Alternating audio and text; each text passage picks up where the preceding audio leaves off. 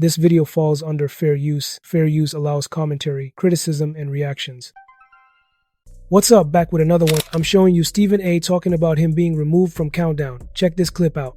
And I see some stuff about me from the New York Post talking about how Stephen A. Smith, ESPN is making changes to Stephen A. Smith and his role with NBA Countdown or whatever. So essentially, it's talking about me no longer doing NBA Countdown.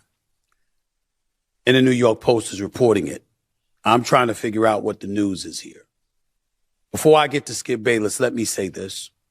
I had a contract negotiation last year that started in June and ended in March going into April.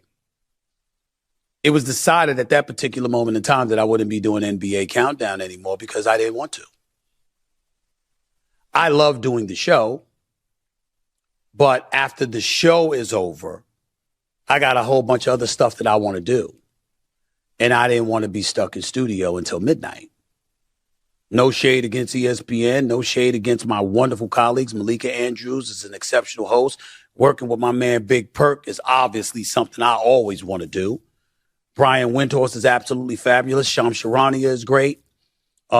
Mike Malone, former coach of the Denver Nuggets, I think is going to do an outstanding job. He did a great job with us covering the Western Conference Finals. But in case you haven't noticed, I got other things on my plate. There was no Sirius XM show, the Stephen A. Smith show on Mad Dog Sports Radio every weekday from 1 to 3 p.m. Eastern Standard Time last year. There is now.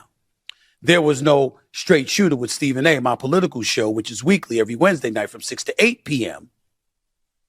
on Wednesday nights on Sirius XM POTUS Radio Channel 124 last year. There is now. Both of those shows are under my production company. That wasn't the case last year.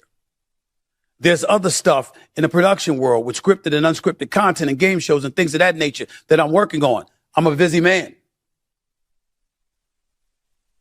So just to be clear, I'm always available because once you're working for ESPN, they're part of the family.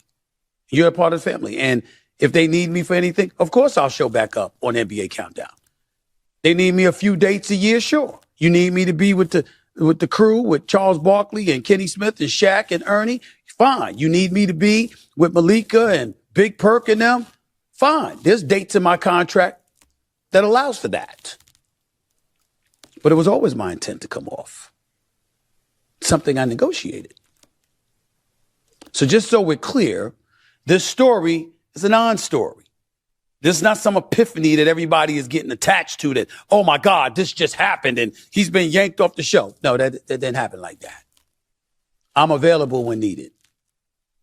And when I'm not needed, I got other stuff to do on my own. That's how that works. This was negotiated last year or earlier this year. Combination of the two. Just so we're clear. What's up? So what are my thoughts about this?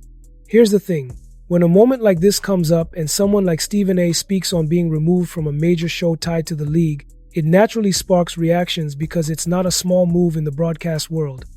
A lot of people are calling it a bad look, not because something dramatic happened, but because anytime a well-known personality gets taken off a flagship program, it raises questions about what decisions were made behind the scenes.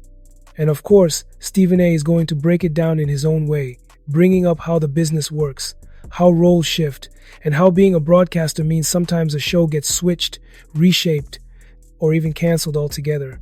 That's a line viewers have heard before, and it fits the pattern of how he explains changes like this, turning it into a lesson about industry reality instead of diving too deep into any specific reason. What makes this interesting is how viewers react, since some people see it as a routine network decision, while others feel it shows how unpredictable the media world can be, especially when a big personality is involved. The conversation ends up being less about drama and more about how networks adjust their lineups, how talent gets moved around, and how these shifts always give audiences something to talk about. Okay, so drop a comment, smash that like button, and make sure you subscribe for more videos like this, and I'll see you in the next video.